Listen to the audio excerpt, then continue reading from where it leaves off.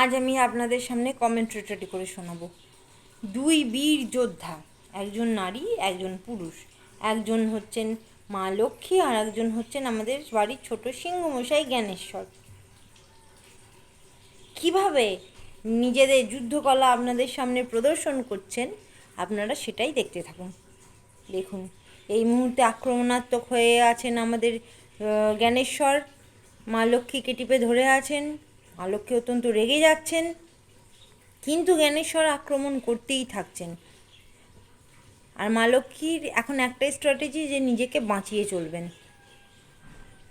বালিশটাকে পাহাড় ভেবে উঠছে ওপরের দিকে, আবার নিচের দিকে নামছে জ্ঞানেশ্বর।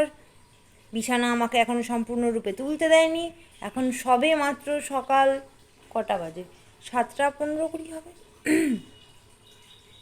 তাতেই নিজেরা নিজেদের কাজ শুরু করে দিয়েছেন এবং আপনারা চোখের সামনে দেখতেই পাচ্ছেন যে এনারা কী করতে চলেছেন। এরপরে আমাদের মা লক্ষ্মী অত্যন্ত আক্রমণাত্মক ভঙ্গিতে অ্যাটাক করতে চলেছেন। এখানে আপনারা দেখতে পাচ্ছেন কুস্তি, কুস্তির কি না মল্লযুদ্ধ, কুস্তিকে ভালো কথায় মল্লযুদ্ধই বলা হয়ে থাকে। ক্যারাটে, আধুনিক এবং পুরাতনকালের সমস্ত রকমের যুদ্ধকলাই আপনারা এখানে দেখতে পাবেন। জ্ঞানেশ্বর একটু ভাবছেন যে বাবু বকবক করছে কেন পাগলের মতো, এটা কি হচ্ছে।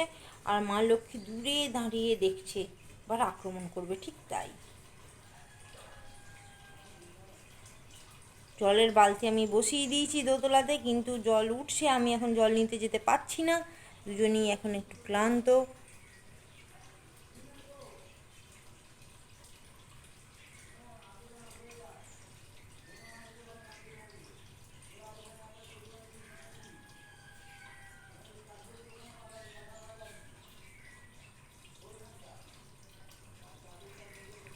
অনেকক্ষণ ধরে মারামারি চলছিল।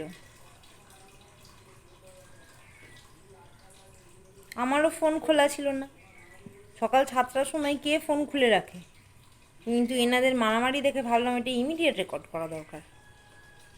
এরকম যুদ্ধকলার প্রদর্শন মিস করে কেউ, সেটা আপনাদের সামনে তুলে ধরতেই হবে।